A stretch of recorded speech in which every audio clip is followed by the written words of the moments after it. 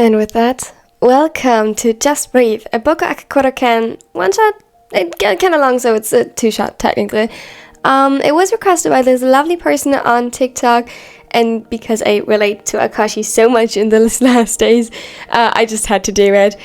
On the topic of requests though, if you want to do me a huge favor, just go to my Discord server and use the channel, requests and more for requests so that I can find them easily, because oh my god, I scroll through so many TikTok comments to find this one. He would make my life a hell lot easier. And yeah, now I hope you enjoy the video, have fun and have a great day.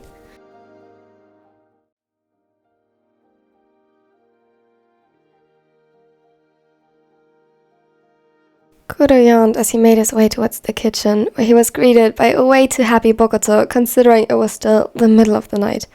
Well, it was 7 a.m., but the still very much dark and ominous sky made him think otherwise. He gave the ace a sleepy smile, leaning onto his side as soon as he was in reach. Bokuto laughed. Come on, it's not even that early. Shut up. Quit being so cheerful. It's unnatural.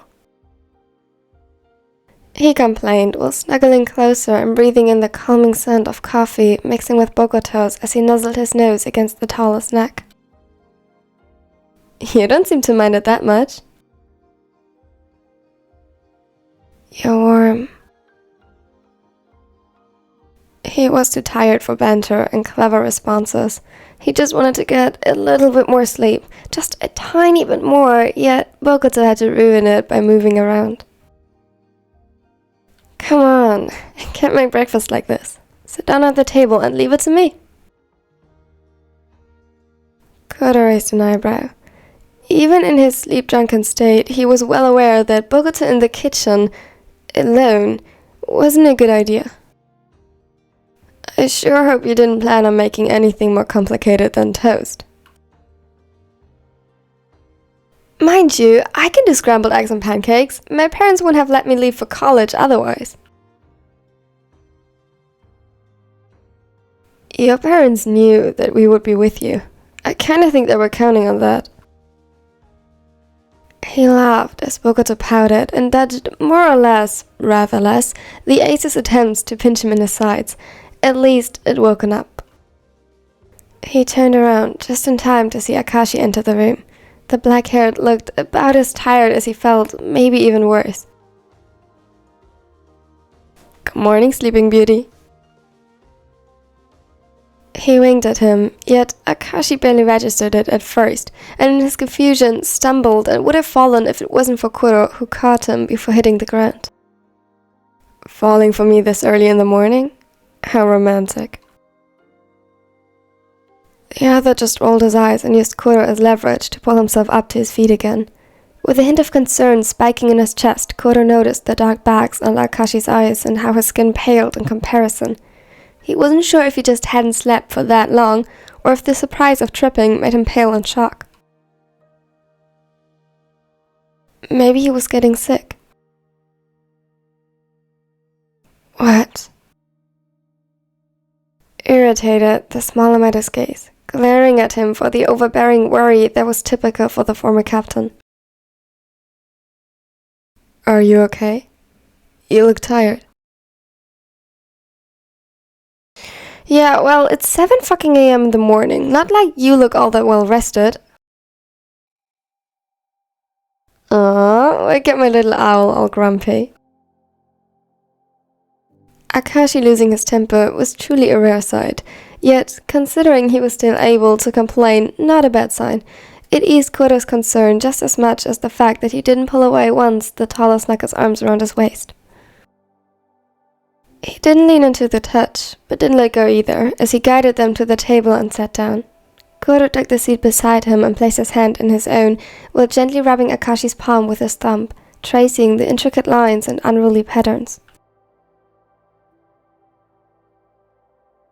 It's nothing, really. Just exams coming up.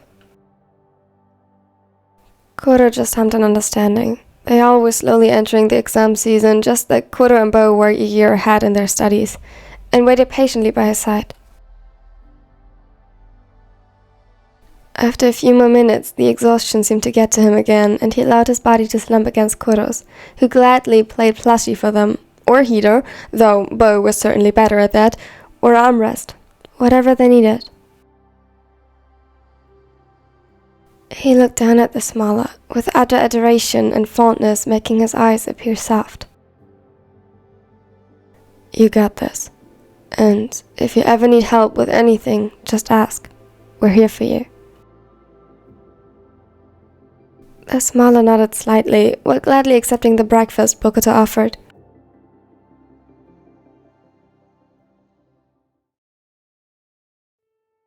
The days passed, and slowly but surely every one of them got absorbed into their own studies, as if walking around in bubbles of concentrated stress and knowledge being forcefully shoved into their brains. To say they barely saw each other came close to being an understatement of the situation.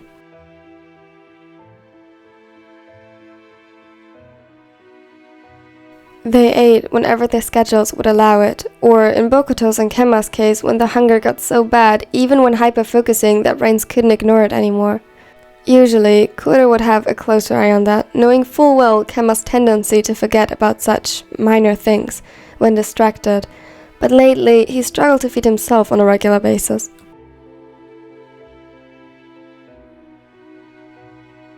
They barely slept together in the same bed anymore.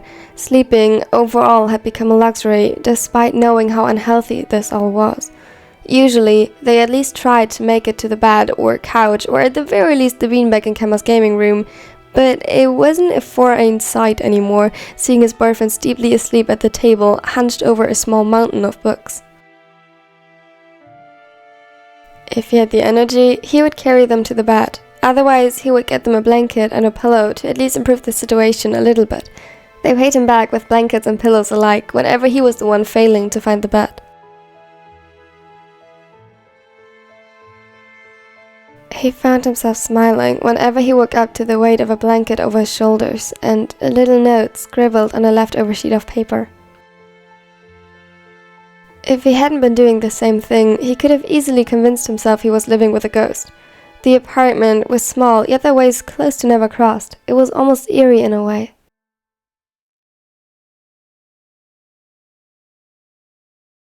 Kuro was the first to finish his exams, even though part of him was certain that that didn't include surviving them. It wasn't far-fetched that he died and turned into a ghost, though then again, most ghosts probably didn't feel the aching pain of terrible and too little sleep in their muscles and joints. He slept almost entirely through the first day after he was done and got up in the middle of the night to eat something. His rhythm was a mess. He blinked against the bright light illuminating the kitchen. His brows furrowed as he saw Akaashi sitting at the kitchen table, hunched over piles of books and notes. Morning. Kuro imitated Bokuto's playful tone jokingly, while gathering some ingredients, yet Akaashi didn't so much as spare him a glance. The wary crease between his brows deepened as he observed him more closely. His skin was even paler than before, and the bags under his eyes were even darker, and it might have been just his imagination, but he looked thinner too. Kuro shook his head slightly. He had a tendency to overthink the eating habits when it came to his boyfriends, because Kemma was so bad at keeping track of his. With a soft, yet slightly warily smile, he walked over to the Ravenet and placed a cup of tea beside him. Hey. He gently nudged his side and pressed a soft kiss to his temple. Akaashi groaned and tried pulling away, eyes glued to the paper. Kuro sighed, though he had to admit that he had been pretty much the same just a few days prior. Drink the tea, it'll help, and get some rest when you're done with this. He got no reply but a slight nod, though he wasn't even certain if it was meant as such. He scarcely managed to suppress another worried sigh in defeat, and despite the gnawing guilt in his chest, made his way to find Ko and Kemma. He was lucky when he found both of them in Kemma's gaming room on the beanbag. Bokuto was deeply asleep while Kemma sat on his lap, still engrossed in the papers on the screen of his laptop in front of him. Hey. He almost expected not to get a reply like with Keiji, but Kemma's head snapped up and the golden eyes found his. He looked tired, really tired, but the tender smile on his face had something reassuring, especially after Akaashi basically shoved him away. Hey. Kuro's eyes wandered over to the tired ace again, and he gave him a questioning look. Kemma noticed, and a small chuckle escaped his throat. Kuro was cuddle deprived. Yeah, that sounds like him. A familiar warmth spread in his chest as he walked over to them. He sat down on the floor beside them and let his head slump against Kemma's thigh. The smaller chuckled again, and his hand subconsciously found its way into his hair, patting it softly while still reading through the paper.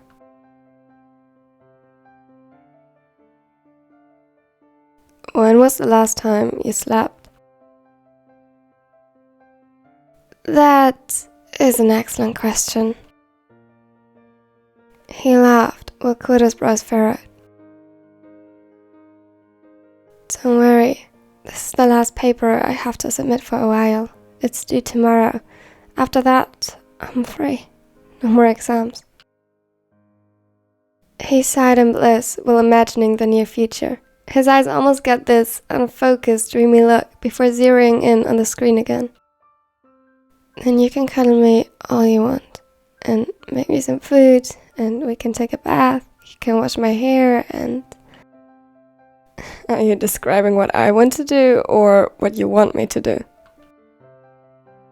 A mischievous grin spread on the smaller's face. Both. Kuro laughed.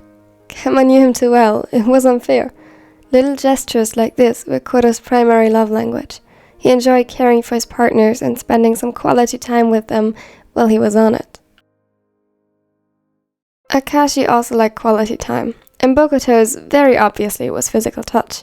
It took him the longest to figure out Kemma's primary love language, since he wasn't the most affectionate overall, and he almost melted from cuteness when he did.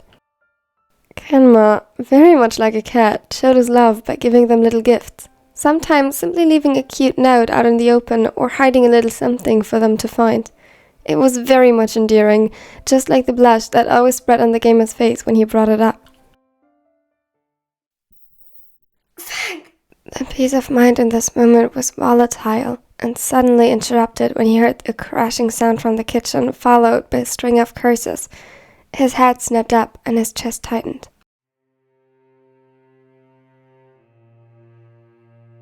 I'll go check on him. Kemma frowned, but nodded, shoving the worry forcefully aside to focus on his paper again. Kuro could do this. He was way better than him when it came to things like this anyway.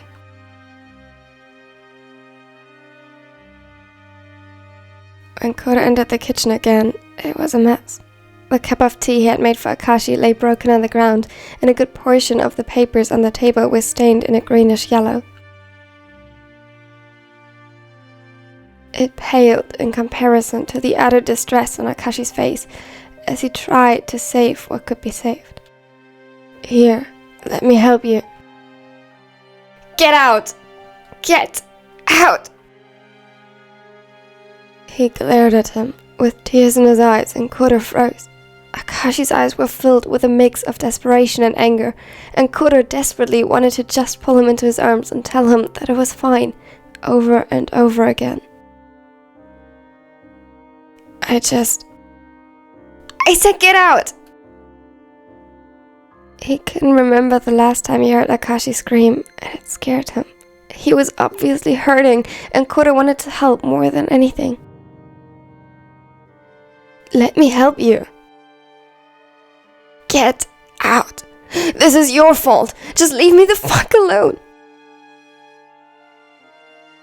Kuro felt like he had been slapped in the face, and he stilled.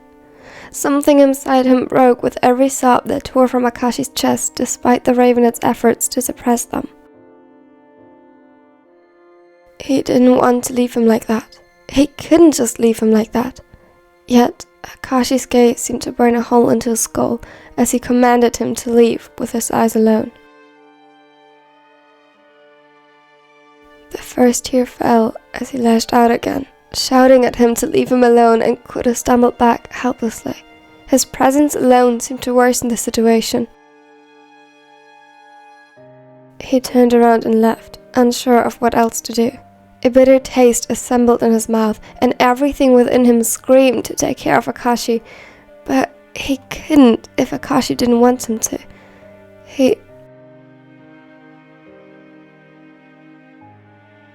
For a moment, he considered going back to Kenma and Bokuto in search for comfort, but Kenma needed to focus on his paper. He didn't want to be at fault for either of them failing. His throat tightened as he lay down in bed, trying to process what had just happened. Tears stung in his eyes as he recalled the image of Akaashi screaming at him, clearly hurt and overwhelmed, and okay too. He gulped, slowly starting to list the things in the room to avoid his anxiety getting the better of him.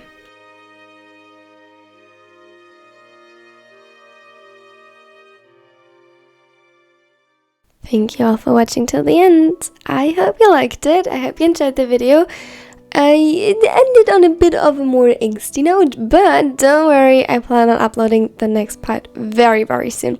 To the person who requested it, if you're watching this, I hope you liked it. Please tell me your opinion in the comments, as well, of course, as everyone else. And if you liked it, consider leaving a like and maybe subscribe if you don't want to miss out on anything in the future, like for example the second part. And now I hope you have a wonderful and amazing day, because you are wonderful and amazing and you deserve it. Bye!